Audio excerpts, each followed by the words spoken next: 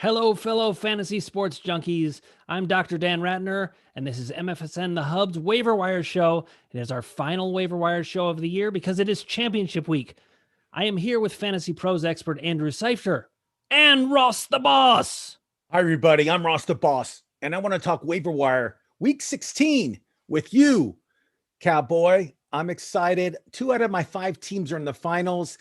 I'm listening tonight. I got to. There's a lot of great stuff going on. You guys better watch. Dr. Dan, take it away. Okay, as usual, we're going to start with quarterbacks. And I want to say, I have one team that's still alive out of 2. I have less teams than Ross, but I do have 1 out of 2. And currently, Juju is playing in the Monday night game, and I need him to not do very well. So simmer down. Okay, we're going to go to quarterbacks. To me, there are 2 quarterbacks head and shoulders above everybody else this week. But the interesting thing is we've kind of felt like the quarterback well seemed to have run dry a couple weeks ago. Then Jalen Hurts came in, and he is one of the guys that I have towards the top. The other guy, and it's really Kevin Stefanski, has done a phenomenal job bringing Baker Mayfield back. He got into some bad habits with Freddie Kitchens, but you see he's got the skills. One thing I loved in this last game, the Browns came out after that tough loss. They handled the Giants, but also I loved Chris Collinsworth had this analysis of Baker Mayfield where he compared the throwing motion to John Elway, and you see that pigeon-toed throw, and I was like, oh my God, that brings it back. So who do you guys have of those 2 at the top, or is there somebody else that I'm missing? No, I mean, I think those are the top 2, and I think you have to go with Jalen Hurts first, as well as Mayfield is playing. I just think Hurts with that rushing ability gives you just the potential for an absolutely massive fantasy line, kind of like he had last week. I mean, they both played terrific last week, but if you look from a fantasy point perspective, there's no comparison. I mean, what Hurts did is just not possible for a quarterback that doesn't run the ball the way that he does. So, I mean, playing Dallas, I mean, that's just such a fantastic matchup for Hurts. And I mean, I don't know how high I'm going to go on him. I haven't done my rankings yet, but I could see him going all the way into the top 5 for this week. Exactly. I was thinking the same thing. And for upside, it's pretty clear. I mean, Baker Mayfield is great, and he's really emerging to being a truly very good NFL quarterback and great for the Browns in real life. But Jalen Hurts is the one with the upside that you play. Ross, you agree with that? I do and I don't. I do in the fact that this guy is hot right now. He's unbelievable. He's playing great. He's a rookie. So remember, this guy's a rookie. He's going to have some bad games. Is this going to be his bad game? Do you want to start him as this rookie in the championship game? Andrew wouldn't. Dr. Dan Ratner wouldn't. Ross the Boss, I would think about it. I'm a gambler. They're playing a horrible team. Mayfield. Don't speak for me, Ross. Oh, sorry, sir. Mayfield has been on fire the past 2 weeks. He has a great start against the Jets, the New York Jets, who are not winless anymore. They won. Let's hear it for the Jets. But at their own detriment, but yeah. But that all being said, if one of your studs isn't playing that well or has a horrible start against a good defense this week, and you need to start one of these guys we're talking about, I would probably, hate to say it, I would start Mayfield, but that's Ross the Boss. Wow. No, actually, there is one way, because what I was going to say is if your lineup is stacked and you think you probably have this one, you play Baker Mayfield there. That is the safe play. But I disagree with that because just the rushing ability makes Hurts safe. Like we saw this with Taysom Hill. I was beating the horn for Taysom Hill the same way because the reality is even if these guys struggle a little bit throwing the ball, we saw it with Kyler Murray plenty of times this season as well. That rushing ability is such it's a cheat code in fantasy football. They can have this is why Cam Newton finished like as the QB 12 in games where he threw for like 70 yards. This rushing ability is just such a huge advantage that it makes Hurts safer than Mayfield to me. I mean, Mayfield, he can sneak into like top 12 or something like that, but maybe they get out to a big lead and Chubb happens to score the 2 touchdowns at the beginning and then they just take the air out of the ball, That's a strong argument. And I will say this, there is one way to settle this argument. We need to turn to our audience. Audience, put your comments in the comments section. Let's find out what you think about this. We need some input from you. Okay, guys. And who would you have third on your list? We're going to move through this quick because we really got to get to running back. Mitch Trubisky, I would. He has a great start. I think they play Minnesota. Mitch is my third. No, that was last week. They played Jacksonville. It's even They played better. Jacksonville. Excuse me. You're right. They played Jacksonville coming up. I think that's a great start for Mitch. That's who I would, if I really needed a quarterback. Hopefully you don't start one of your studs. Don't listen to me about Mitch Trubisky. But if you're desperate, start him. Yeah, 2020 has been such a weird year. I feel like it's just fitting that somebody would win a championship with Mitch Trubisky in their lineup. But he's not my third, actually. He's fourth for me. I'm on the Gardner Minshew bandwagon still. Even last week, it wasn't his greatest game, but he still put up decent fantasy points. He always seems to. Here's a list of guys he's got more fantasy points per game than this season. Kirk Cousins, who we all love here. Teddy Bridgewater, Joe Burrow, Matt Ryan, Matthew Stafford, Jared Goff, Derek Carr. He's got more fantasy points per game than all of those guys. Carson Wentz? Definitely Carson Wentz as well. Yes. So I think Minshew has been quietly a pretty, borderline quarterback one all season when he's played. And he's playing the Bears, who have actually not been a defense you have to worry about for over a month now. They've really not played well defensively. So I think he's a decent play if you can't get Hurts or Mayfield. So guess what? We all have three different third quarterbacks. I knew this was going to happen. I'm going with Andy Dalton because I looked at the teams and I was looking at who's playing for something. And Minshew, I guess he's playing for his job. I understand that, but they're going to draft Lawrence probably now. I just don't see him being that motivated. So I'm going with Andy Dalton against Philadelphia. You'll have to debate that with me later. Dan, if they win, if the Jaguars win, then they can't get Trevor Lawrence. So there's motivation for Minshew.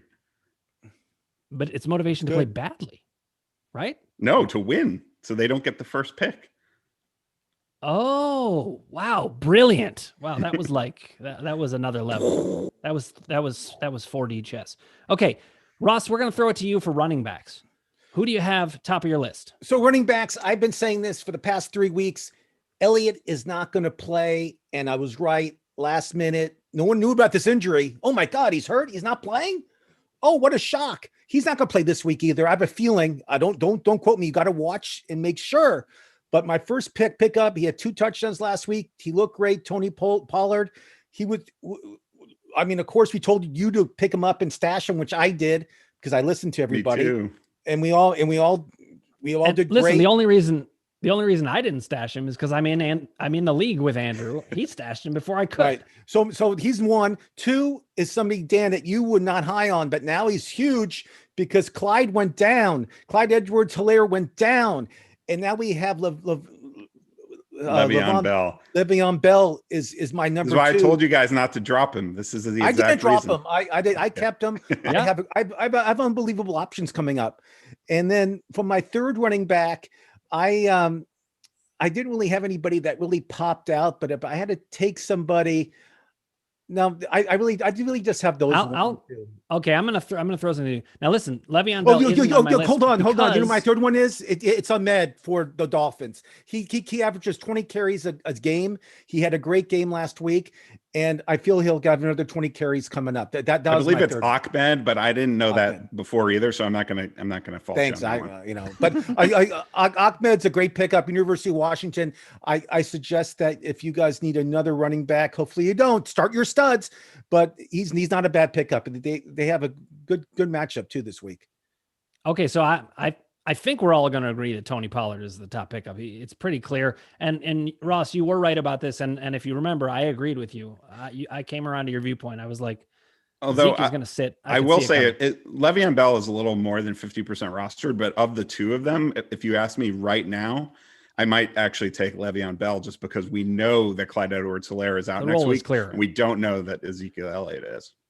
Exactly. Well, the reason I don't have Le'Veon Bell on my list is that he's 54% owned. So, but I will say this, I was kind of right and very wrong at the same time. And this is one of those moments that shows why you hold on to those high upside guys on the teams that put up a lot of points. So yeah, and that's why every week when we talk about the drop section every week on the show, I've said, don't drop that second string running back because you never know which first string guy is going to go down. And you know what? There's actually more of them too. I agree with Ross in terms of the top 3 being Le'Veon, Pollard, and Ahmed. But then this one kind of flew under the radar, but James Robinson actually has an ankle sprain. And he may not play next week either. I saw this thing on Roto World. They said pick up Dare Agawambale, but that's not who you should pick up. He's a pass catching back. He's playing the Chris Thompson role. The guy that you want actually is Davine Ozigbo, who is the direct backup for James Robinson.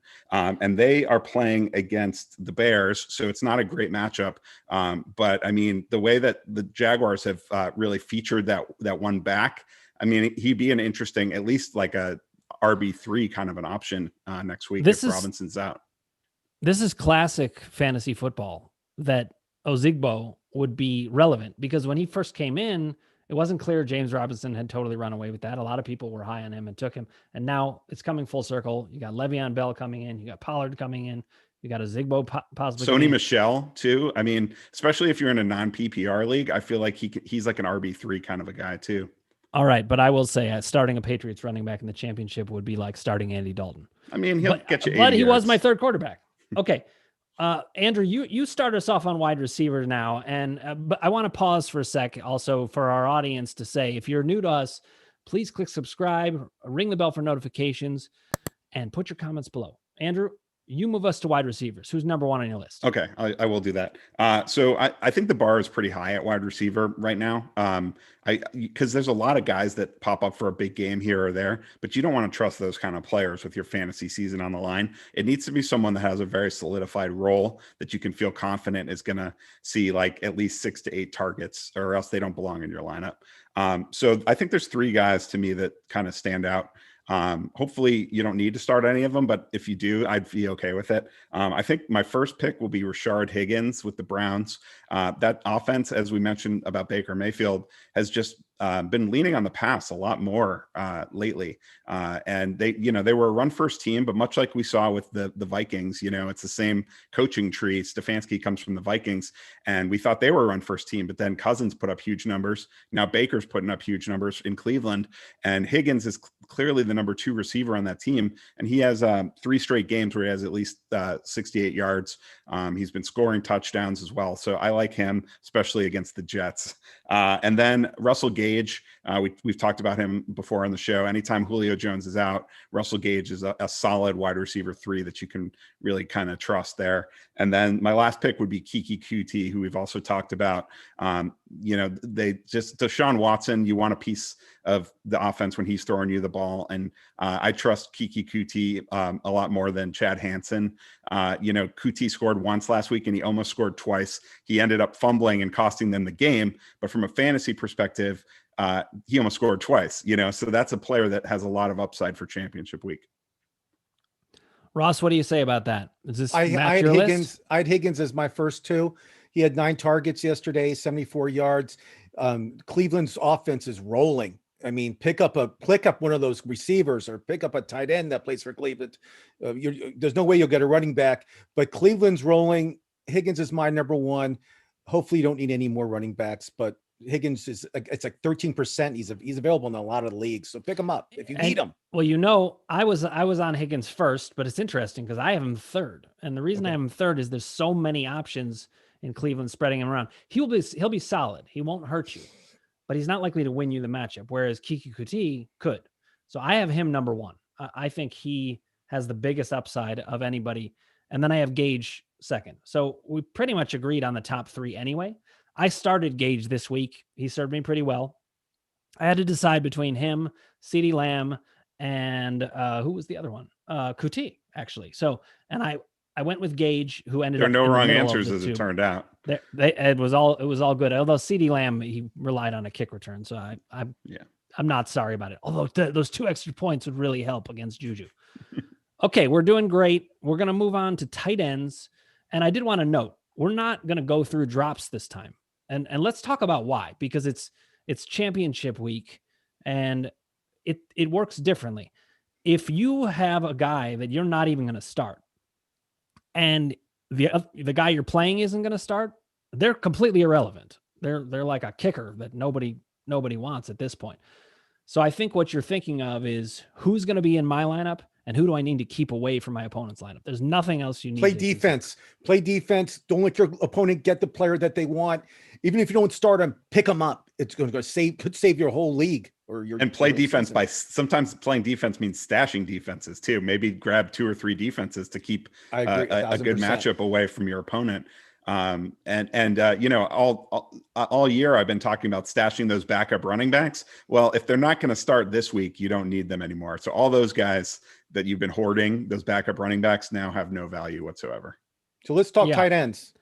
All right, I'm going to start us off on go tight ahead. end. I want to hear this genius list. Now, here's the thing. Tight end is one of those positions where you really might want to stash somebody to keep away because there's not that many great options. So if there's one option out there that's so much better than everyone else, make that a priority. Is there? You're weakening your opponent. No, there isn't. But well, not in these leagues, but who knows? You know, somebody could be 60% owned in most leagues, but out there in your league. If that's true, get him, play keep away, make your opponent play somebody that I'm about to list who's more of a dart throw. However, I do think there's one player that has a lot more touchdown upside than the others. And I've been down on him all season because there's so much usage problem, but it's Austin Hooper of the Browns against the Jets. I think his chance of scoring a touchdown is pretty high. So if you need to stick somebody in there, I'd be comfortable with that. If you need to play keep away with one guy, that's somebody to keep away. And I was touting Austin Hooper earlier in the season. I thought he was going to really step up, you know, and play a bigger role after Odell Beckham went down. That didn't happen mostly because the Browns didn't pass the ball very well for a while there. You know, they had some bad weather games that I think affected things too. But now that they are passing well, I totally agree with you. I think he's the top tight end to go for. Well, and actually you made a very key point about Stefanski and the Vikings and things like that. The reason the Browns are passing so well now is because they were running it so well. Everybody's so afraid of the run game. It has opened up everything. It's like chess. You do well in one area of the game, it opens up something else. It's why Lamar Jackson is having a lot of success. It's called Chubb's Gambit. Chubb's Gambit. Yeah, Lamar Jackson, if he can run on you and he can throw on you, then you end up throwing a touchdown to Hollywood Brown when that would never happen. Damn, we hate that. Okay, so I think Jordan Reed is another guy who's touchdown dependent. I have him second on my list. I have Dalton Schultz third. They're better matchups. They're on teams that are still motivated to play some, and they have some touchdown upside. Schultz, not so much. I don't expect a touchdown out of him, so that's really a desperation play if you ask me. What do you guys have? Well, I mean, I agree in concept about playing keep away in championship week, but the problem with tight ends is they're all a complete gamble, and there's like 20 of them. So it's like you might think you're being clever by keeping Austin Hooper away from somebody, but then it turns out that Tyler Higbee is better, you know, this week. I mean, there's a high chance that could happen. My list after Hooper, you guys know I love Irv Smith, and he dropped a touchdown last week. But if he hadn't dropped that touchdown, that would have been 2 games in a row with a touchdown for him. So if Kyle Rudolph's out, I like him again. And then Dan Arnold has just continued to put up numbers. They're not huge numbers, but he's either had like 50 yards or a touchdown in 4 of his last 5 games. So I think he's a decent dice roll. Ross, do you have anybody to add? I have people that are under 60%.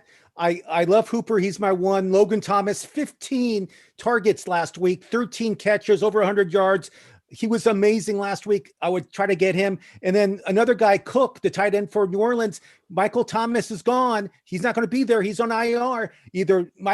Cook's a good pickup if he's available. And we didn't talk about him in receivers, but Emmanuel Sanders also is a great pickup this week. If you can get him, I know he's a little over 50%, but he's a great pickup. I love these picks. Now, guys, I have this trophy back here. And if you're going to hoist this trophy, this is the real thing. This is the Vince Lombardi trophy. I got it from Vince himself.